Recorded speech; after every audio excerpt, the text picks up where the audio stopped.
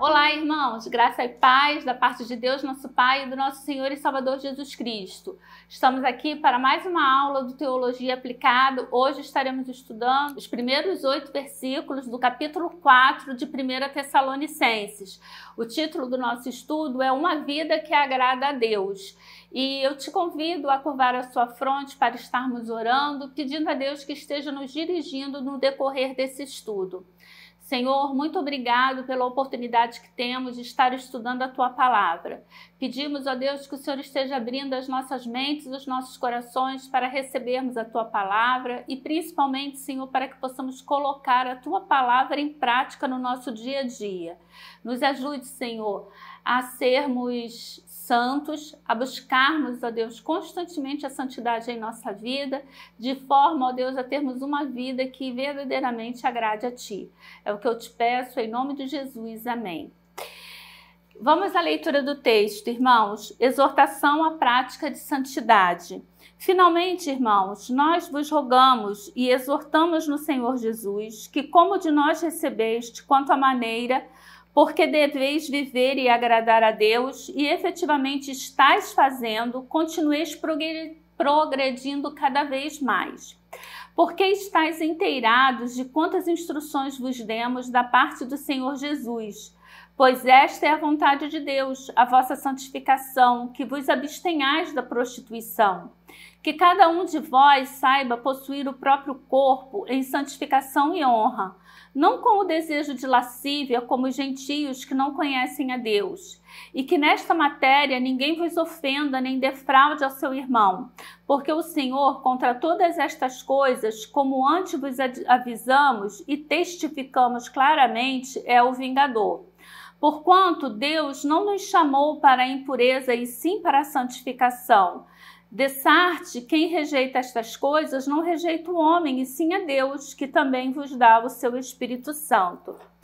Irmãos, esse texto aqui, ele começa uma nova fase na carta aos Tessalonicenses. Paulo, como sempre, ele, ao escrever, como na maioria das vezes, ao escrever as suas cartas, ele tem aquela parte mais teológica, aquela parte mais ali, não é, passando a teologia de forma bem, não é, pontual, e no final da carta a gente vê ações práticas que Paulo vai falar. Essa aula de hoje, ela inicia uma fase nova da carta, porque Paulo até então ele veio passando ali as questões de teologia. Paulo fala, agradece a Deus, Paulo esclarece toda a situação dele, a razão pelo qual ele teve que sair ali de Tessalônica, meio que corrido, sem poder se despedir devidamente dos irmãos.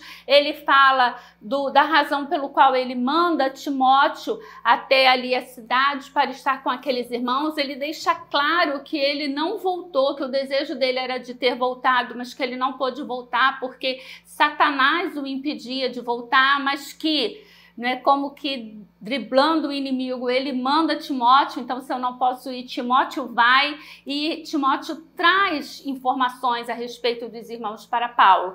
E nessa parte da carta, Paulo entra em umas questões bem práticas ali, questões de realmente formas de viver de modo a agradar a Deus. E é muito interessante porque o capítulo 4, ele tem 3 divisões. Essa primeira parte que nós estamos estudando hoje, Paulo vai falar muito sobre a questão sexual, que nós vamos ver que era muito importante de ser tratada ali com aqueles irmãos, devido ao contexto em que eles viviam. Depois Paulo vai entrar num outro assunto, ainda voltado muito para essa questão relacional, que é o fato de que alguns irmãos ali na cidade de Tessalônica, quando Paulo falou lá sobre a volta de Jesus, sobre o arrebatamento, os irmãos acharam que aquilo ali aconteceria de forma imediata, era iminente aquele acontecimento. E aí eles largaram o emprego, venderam tudo, e como a volta de Jesus se prolongasse a acontecer, aqueles irmãos estavam vivendo da boa vontade, da beneficência de outros irmãos da igreja. E Paulo vai dizer, olha, vamos embora, vamos trabalhar, não tem isso não. Então essa é a segunda parte. E aí Paulo entra ali falando sobre questões do Apocalipse, sobre a questão da volta de Jesus, sobre a questão do arrebatamento, como que isso vai acontecer. Ele entra no capítulo 5 falando sobre isso e encerra a carta. Pois bem, por que parece que assim, é um capítulo com uma misturada de assuntos, não é? Como é que é isso? O que está acontecendo aqui, irmãos? Paulo, ele vai falar sobre essa questão sexual e ele também vai falar sobre as questões do arrebatamento. Para o romano, para o gentio, né, o grego, principalmente o grego, o corpo, ele era algo que deveria ser descartado. O grego, ele não valorizava o corpo. E a gente vê isso em diversas cartas em que Paulo fala a respeito disso. Eles consideravam que o corpo era uma matéria e a ressurreição para eles era uma coisa assim que não tinha muito sentido, porque afinal o corpo é matéria, o corpo é podre. Por isso eles achavam que eles tinham uma devassidão tão grande, inclusive com relação à sexualidade, ao sexo, era uma depravação sexual muito grande, porque eles não valorizavam. Então o que fazia no corpo ficava no corpo e o corpo seria descartado.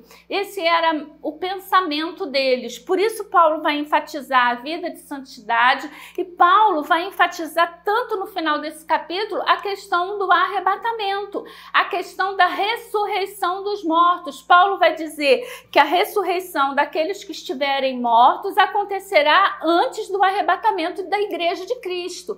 E Paulo vai tratar esses assuntos. Por essa razão, eu acredito que quando foi dividido os capítulos, deixaram esses três assuntos, esses três pontos bem juntinhos ali para que nós tivéssemos esse alinhamento das ideias de Paulo. Ele fala sobre isso e ele vem ali explicando a razão dele ter abordado esse ponto ali da sexualidade. Por que Paulo vai bater tanto nessa questão com os irmãos? Mas observe alguns pontos aqui nessa parte do texto. Ele começa dizendo: finalmente, irmãos, nós vos rogamos e exortamos no Senhor Jesus que, como de nós recebeste, ou seja, Paulo está falando, ele está escrevendo para aqueles irmãos, não é uma coisa nova. O que Paulo está escrevendo para aqueles irmãos é algo que ele já havia passado para aqueles irmãos. Tanto que ele vai dizer, olha, como de nós recebeste, quanto à maneira por que deveis viver e agradar a Deus. Esse é outro ponto, porque nós podemos viver de acordo com a vontade de Deus, mas podemos viver de forma a não agradar a Deus. Como pode ser isso? Bem, a gente tem na Bíblia o exemplo de Jonas. Jonas fez a vontade de Deus. Depois dele ter fugido, depois dele ter sido surpreendido por Deus durante uma tempestade, ter sido jogado no mar, sim, Jonas foi lá e cumpriu a vontade de Deus. Ele foi falar na cidade de Nínive. Mas a gente pode dizer que Jonas agradou a Deus quando ele falou ali naquela igreja? Olha, irmão, naquela cidade, olha, irmãos, a pregação de Jonas, eu acredito que seja, assim, o desejo de todo pregador, que toda uma cidade, ao ouvir a pregação de Jonas, se converte. Então, isso realmente é impactante. Mas Jonas faz de má vontade, ele corre a cidade, né? A cidade ali, o principal era uma rua, né? Uma avenida. Jonas corre ali aquela cidade falando, dentro de 40 dias, né, Nínive será destruída. Arrependei-vos. Durante os 40, ele vai ali falando exatamente isso. Daqui a 40 dias, né, Nínive será subvertida, ele será destruída. Ele vai e volta falando isso e pronto. Só que Deus ali faz uma obra no coração daquelas pessoas e elas aceitam, elas se convertem, elas se arrependem, elas rasgam suas roupas. Mas Jonas fica do lado de fora da cidade, esperando o quê? passar os 40 dias para ver Nínive ser destruída. Ou seja, ele prega, mas ele não queria que ninguém se aceitasse. Ele prega, mas ele realmente não estava ali interessado em agradar a Deus. Ele vai lá, faz a vontade de Deus, mas ele não está interessado em agradar a Deus. Outro exemplo é o exemplo do irmão do filho pródigo. Ele também vivia ali do lado do pai, ele nunca se afastou como o irmão se afastou, mas não se podia dizer que ele realmente fosse feliz em agradar o pai, em fazer a vontade do pai. Ele fazia a vontade do pai como que por obrigação e não realmente porque desejava fazer a vontade do pai, alegrar o pai fazendo a sua vontade. Então Paulo está dizendo para aqueles irmãos, olha, nós já rogamos isso, né? Eu rogo isso, o rogo, né? Paulo às vezes ele usa essa expressão, quer dizer, olha, eu peço encarecidamente a vocês, né? Rogo-vos. Paulo usa também lá em Romanos, rogo-vos, pois, irmãos, pela compaixão. É realmente assim uma chamada especial ali para ser atendido. Então Paulo está dizendo aqui, olha, finalmente, porque agora ele está entrando na parte prática da carta. Então, finalmente, irmãos, nós vos rogamos, nós vos pedimos encarecidamente e exortamos no Senhor Jesus Cristo, que, como de nós recebeste, vocês já receberam essa palavra, essa instrução, quanto à maneira por que deveis viver e agradar a Deus, e efetivamente estáis fazendo, continueis progredindo cada vez mais. Poxa, olha só, se Paulo já havia falado, se eles haviam entendido e se eles estavam fazendo, por que Paulo está insistindo? Porque essa é a vida do cristão. A nossa vida, irmãos, ela tem que ser uma vida de constante aprendizado, uma vida de constante observação, uma vida de constante crescimento espiritual, uma vida constante de busca pela santidade. Eu não posso achar de que porque eu me converti, de que porque eu abdiquei de alguns hábitos antigos, então agora eu já posso, né, descansar, tá tudo tranquilo. É como uma pessoa que fez dieta, ela perde lá seus 20, né, seus 10, 20 quilos. E depois que ela chegou ali no ponto que ela desejava, então agora tá tudo bem. Eu posso voltar a ter a minha vida normal, a comer tudo da mesma forma que eu fazia antigamente, porque eu cheguei ali nos quilos que eu queria. O que vai acontecer? Ela vai voltar a engordar. Assim também é a nossa vida. Se nós bobearmos, irmãos, se nós descansarmos na nossa busca pela santificação, nós podemos muito bem voltar ao que éramos antes de aceitarmos Jesus como nosso Salvador. Por isso Paulo está dizendo, exortando, rogando aqueles irmãos para que eles continuem progredindo cada vez mais. É a busca, né, pela estatura do varão perfeito. Porque estáis inteirados de quantas instruções vos demos da parte do Senhor Jesus Cristo. Ou seja, vocês, irmãos, vocês estão cientes, né? Vocês estão inteirados, vocês estão cônscios, vocês sabem quantas instruções nós passamos para você. Agora, essas instruções, Paulo passou de quem? Eram instruções de Paulo? Não, são instruções da parte do Senhor Jesus Cristo. E isso é muito importante, porque quando a igreja coloca determinadas coisas, algumas sim, são questões religiosas, questões de costumes, e a igreja às vezes coloca como sendo pecado. Mas com relação àquilo que nós estaremos falando aqui, concernente à área sexual, não é Paulo que está falando. É Deus que está falando por intermédio de Paulo e está registrado aqui na Bíblia a revelação divina. Nós acreditamos que a Bíblia é a palavra de Deus. Aqui está registrado aquilo que Deus quis revelar, quer revelar aos seus servos. E nós oramos pedindo o quê? Que o Senhor nos dê pleno entendimento de sua palavra. Então entenda essa palavra não como sendo uma palavra de Paulo, entenda essa explicação não como sendo uma explicação minha, mas entenda que você está ouvindo a vontade de Deus revelada por meio da Bíblia. né? E que Deus opere por minha vida, não para falar aquilo que eu entendo, mas aquilo que o Senhor quer que seja passado para vocês. Versículo 3, Paulo vai dizer: pois esta é a vontade de Deus, a vossa santificação, que vos abstenhais da prostituição. A prostituição aqui, a palavra fica um pouco confusa para a gente, porque a gente entende prostituição como uma pessoa que vende o corpo.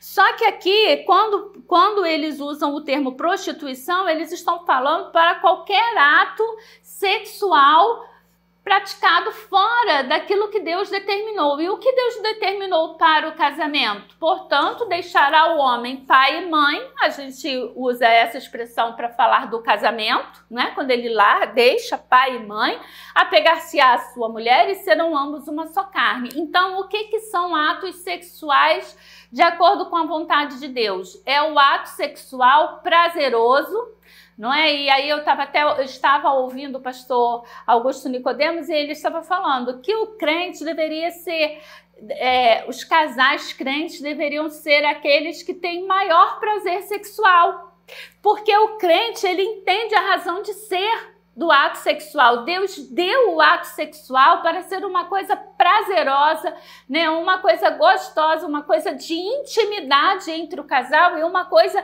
até mesmo de cunho espiritual, porque uniria o homem realmente e a mulher ali a Deus durante aquele ato. Mas não é o que a gente vê, porque dentro das igrejas a gente tem aquele grupo que não pode nem falar de sexo, né, que entende que o pecado de Adão e Eva foi o sexo, o pecado de Adão e Eva foi a desobediência a Deus, não tem nada a ver com relação sexual. O fato deles estarem nus e se envergonharem é uma constatação, né, de que agora o mal estava dentro da cabeça deles, porque aí ele já olha para a parceira e já tem pensamentos ali maliciosos, pensamentos ruins, e da mesma forma Eva, e eles se sentem envergonhados por estarem nus. Mas o pecado original foi a desobediência humana, não tem nada a ver com sexo. E Deus deu o sexo para que o homem tivesse prazer. Acontece que Satanás deturpa essa ideia dentro da mentalidade dos homens, e o sexo, em muitas ocasiões, ele acaba sendo até mesmo um ato de perversão, porque a gente vê quantas maldades, quantas violências, violência sexual contra mulheres, violência sexual contra homens, violência sexual contra crianças. Então isso tudo é o quê? Ato sexual praticado com animal. Eu não sei nem se pode se dizer que isso é ato sexual, se isso tem algum nome específico, né, para essa deformidade. Mas a gente vê nisso tudo, todos esses atos, irmãos, são o quê? Deturpações. A gente vê orgias sexuais, onde um homem tendo relação com duas mulheres ou várias mulheres tendo relação com vários homens. A gente vê o chamado troca de casais, onde casais que são casados, que têm um relacionamento, vão para determinados lugares e se relacionam, há uma troca, a esposa vai ter relação com um homem que não é o marido dela, e esse homem vai ter relação com uma mulher que não é a esposa dele. Isso tudo são deturpações sexuais. O próprio adultério é uma deturpação sexual, porque o adultério é algo que você vai estar fazendo e que fere o parceiro, mesmo que ele não fique sabendo, irmãos. Você está roubando tempo que você deveria estar se dedicando à sua família, valores, não financeiros, porque muitas das vezes você vai estar gastando com aquela pessoa que não é o seu esposo, que não é a sua esposa, e as consequências de um adultério, de um ato que você pensa que é uma decisão, e as pessoas elas ainda falam assim: não, mas eu mereço ser feliz. Eu mereço ser feliz. Ah, não, depois que a pessoa começou a ter um amante, ela ficou até uma pessoa melhor. Ela começou a se relacionar melhor dentro de casa, esse sentimento de culpa. Então, essas coisas todas, elas são deturpações, elas estão encaixadas aqui, olha. Quando ele fala que vos abstenhais da prostituição. Esses todos estariam encaixados dentro do que Paulo está falando aqui, que vos abstenhais da prostituição. Uma outra prática que, aliás, ela acabou ficando muito... Eu não sei se esse é o termo, não sei se eu posso usar esse termo, mas vamos lá, eu espero que os irmãos me entendam. Uma prática que se tornou natural, que é o sexo antes do casamento. As pessoas dizem, não, mas o casal ele precisa se relacionar para ver se há intimidade, para ver se eles se dão bem sexualmente. Isso não é bíblico. Isso não é bíblico. A Bíblia é clara, deixará o homem ao seu pai e à sua mãe. Então é o momento em que ele decide formar uma família com uma mulher. Então ele se une à sua mulher e são ambos uma só carne. E aí a palavra continua, né? Paulo vai dizer que cada um de vós saiba possuir o próprio corpo em santificação e honra. Por que Paulo está falando aqui? Possuir o próprio corpo em santificação e honra. Eu já falei que os gregos eles consideravam o corpo como sendo algo que seria descartável. Então não precisava ter muita preocupação com o que fazia com o corpo. E aí, levando para o momento em que Paulo está escrevendo esse texto, além deles imaginarem, não, o corpo ele não tem nenhum valor. Como era a sociedade em que eles viviam? Quando a gente analisa, irmãos, a situação dos líderes de Roma, da sociedade de Roma, a gente vai ver que dos imperadores romanos, somente um não era bissexual ou homossexual, porque alguns realmente não chegaram nem a se casar com mulher, mas a maioria tinha a mulher para procriação, mas ele sentia prazer com outro homem, com exceção de Cláudio, que realmente não tinha um parceiro do sexo masculino, mas a sua esposa, Messalina, era prostituta. Ela vivia ali na prostituição, e ela passava a noite dentro de um prostíbulo e depois ela ia para casa e era a esposa do imperador. Daí você tira o tamanho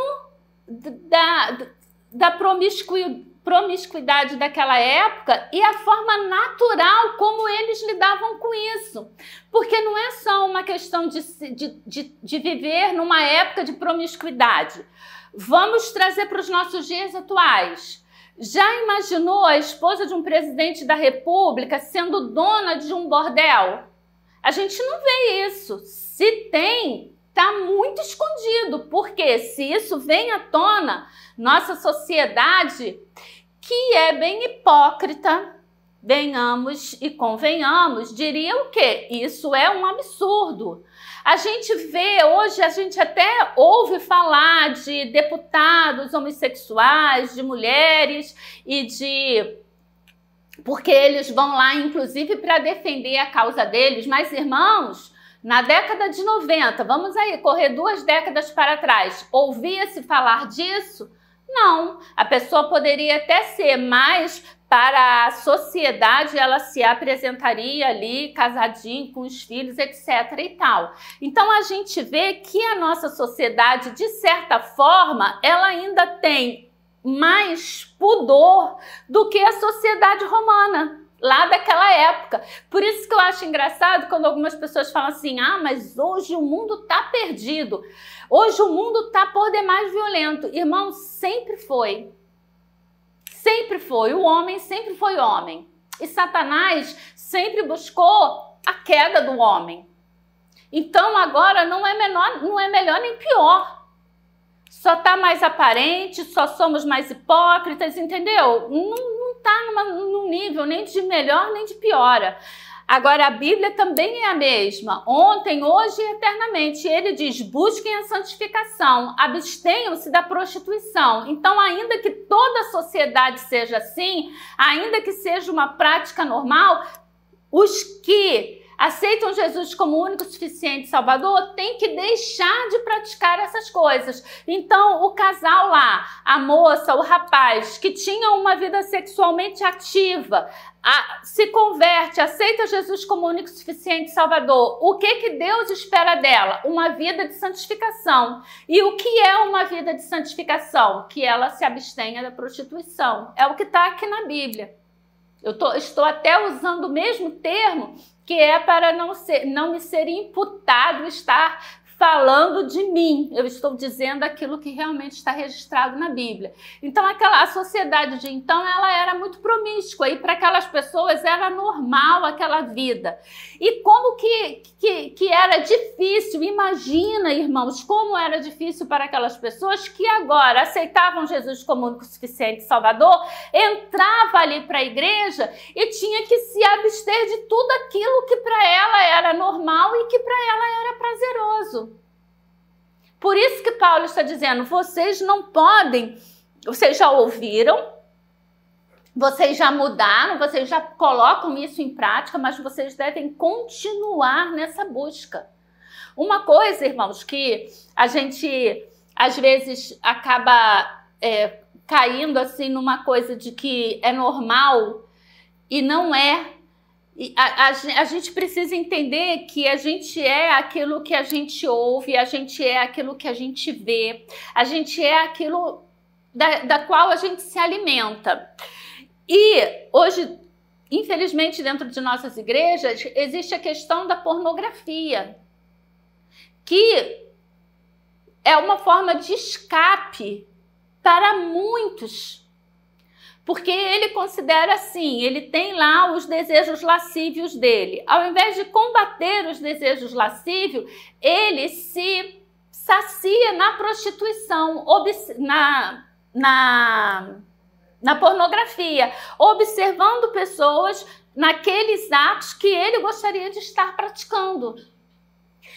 E eu queria dizer para você, se você está nessa prática, que isso também é pecado, porque no Antigo Testamento era necessário o ato para você considerar estar sendo um descumpridor da lei.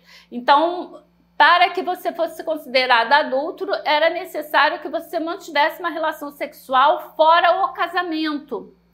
Agora, o que a Bíblia fala? Que se você olhou, você desejou, você pensou, você assistiu aquela pornografia, você se satisfez com aquela pornografia, você está em pecado. Então, nós precisamos tomar cuidado, porque é uma coisa que muitas das vezes na nossa mente, ela vai passar assim, leve, sabe? Ela vem leve, me ajuda a não cair na tentação. E você pensa que você não está pecando. O fato, assim, troca. Não é isso? Aí até entra muito dentro dos nossos adolescentes. E como é triste. Porque elas trocam fotos nudes. Né? A menina tira a foto dela, o rapaz... E depois tem agora a vingança.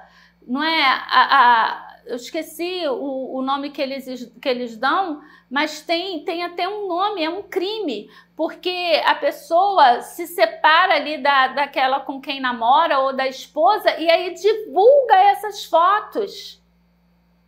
Isso é até um crime, e isso, irmãos, isso gera um transtorno mental, psíquico na pessoa que é exposta. Assim, na pessoa que foi exposta, é uma traição, né, que ela sofre. E aí vem o deboche, e aí vem a exposição pública daquilo que ela fez. Então, são coisas que às vezes a gente pensa assim, não, mas eu tô com esse meu namorado aqui, tá tudo certo, a gente se ama, só que se ama hoje. Amanhã você já não está mais com essa pessoa.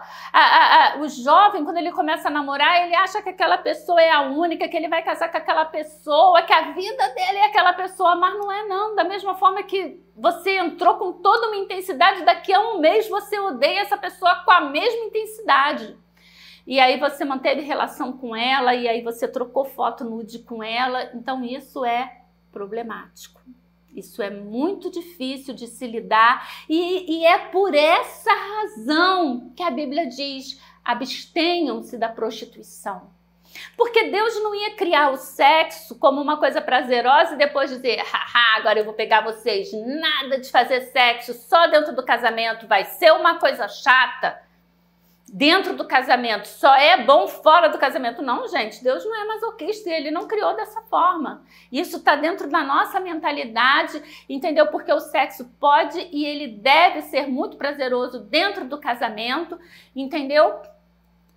E o fato de você se abster da prostituição é justo para você não entrar nessas armadilhas aí, nesses desgastes. Eu nem estou entrando no fato das doenças venéreas. Quantas pessoas aí sendo levadas por doenças venéreas por conta, irmãos, dessa situação toda, dessa busca por um prazer, entendeu? Que muitas das vezes é até um problema psíquico. A pessoa está com algum problema, ela está com alguma falta, né, de alguma falta Cristo dentro da vida delas, vamos ser sinceros, né? E aí a pessoa está nessa busca incessante aí por um prazer e ela nunca vai alcançar, infelizmente.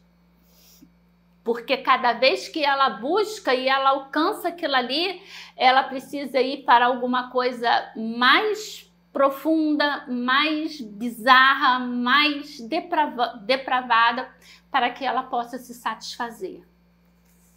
É por isso que a gente vê coisas tão tristes na nossa sociedade, né? Entre todas, assim, se é que a gente pode separar uma, mas a questão da pedofilia. Como dói, irmãos, saber que crianças, na sua mais pura, tenra inocência, são abusadas, entendeu? Por adultos. Isso é o quê, irmão? Isso é doença. Só pode ser, eu não considero outra coisa, né? Isso é uma ação realmente demoníaca. Mas Paulo continua aqui, que cada um de vós saiba possuir o próprio corpo em santificação e honra, não com desejos de lascívia, como os gentios que não conhecem a Deus. Acho que já falamos bastante, né? Entramos aqui nesse versículo. E que nesta matéria ninguém ofenda nem defraude ao seu irmão, porque o Senhor, contra todas essas coisas, como antes vos avisamos e testificamos claramente, é o vingador. Não é? É Deus que é o vingador, irmão, de todos esses atos, né? Então, e ele fala aqui, se você defrauda o seu irmão, essa parte aqui, inclusive ele fala, né? O que seria defraudar o seu irmão? Você suscitar nele um desejo que você não pode cumprir.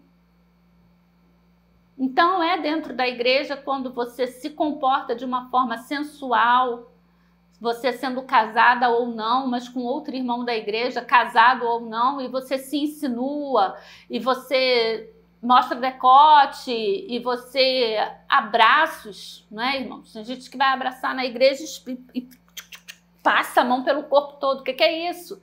Não é? Vigia, irmão, vigia, vamos vigiar, não é? Vigiar e orar, para que a gente não caia em tentação. Eu assisti um filme, acredito que essa série, um filme não, uma série, está passando ainda lá na Max, se eu não me engano, entendeu? Todo mundo da igreja, num jogo de basquete, entendeu? A moça cai, ela é casada, aí o moço vem para ajudar ela a levantar dali, pronto. Dali ela já cria uma fantasia, ela não gostava do homem, ela não achava o homem bonito, mas ela cria uma fantasia de que ela deveria ter, e ela vai lá e chama ele tranquilamente, se ele não queria ter um caso com ela. Enfim, eles acabam tendo um caso, eles acabam se separando, não dura muito, vão, né, para um encontro de casados, ali restabelecem o casamento deles, só que a esposa do homem, ela tem aquela desconfiança. E um dia ela está na casa e a moça vai e confronta ela. Ela vai, confessa ali que realmente eles tinham tido, mas que não estão tendo mais nada. E aí a mulher se perde ali na coisa dela, pega o machado e acaba acontecendo um assassinato, irmãos.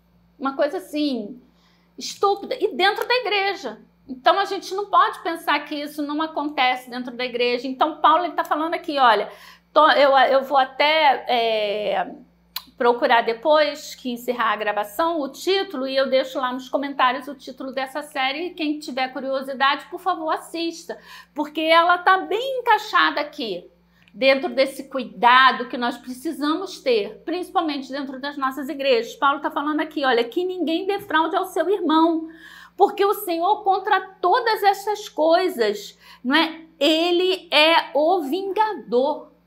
Ele é o vingador. É Deus quem vai vingar. Porquanto Deus não nos chamou para a impureza, e sim para a santificação. Ele nos chamou para termos uma vida de pureza, uma vida santa, irmãos. E isso não é fácil. Se você acha que isso é fácil, você já está com um problema. Porque ou você está doente, ou você está se enganando. Porque não é fácil. Satanás, ele nos tenta em todas essas áreas. E aí a gente encerra falando aqui. Isso é o versículo mais importante do texto, porque ele vai dizer, olha, Dessarte, quem rejeita essas coisas não rejeita o homem e sim a Deus. Ou seja, quando você desobedece, quando você acha que isso já é ultrapassado, casar virgem, se guardar para o casamento, que isso é ultrapassado, quando você acha que isso é uma das coisas da Bíblia que precisa ser contextualizada, saiba que você não está rejeitando o homem, você não está defraudando o homem, mas você está rejeitando a Deus. Por isso, a ênfase de Paulo em dizer que é a palavra de Deus, que ele está falando a palavra de Deus. Então você rejeita o homem e sim rejeita a Deus, que também vos dá o Espírito Santo. Glória a Deus, porque ele está dizendo aqui, olha, para auxiliar você, para ajudar você nessa situação aí tão complicada que eu sei que eu deixo meu Espírito Santo, que vos ajuda, que vos orienta, que vos preenche. Então, que nós saibamos buscar cada dia mais uma vida de santificação, de pureza, irmãos, sexual, e nos agarrarmos ao Espírito que realmente nos dá todo consolo, toda direção e toda sabedoria. Que o Senhor possa nos ajudar e que Ele possa completar aquilo que eu não fui capaz, e eu vou deixar lá nos comentários o título dessa série que passa lá no canal. Um grande abraço, que Deus vos abençoe.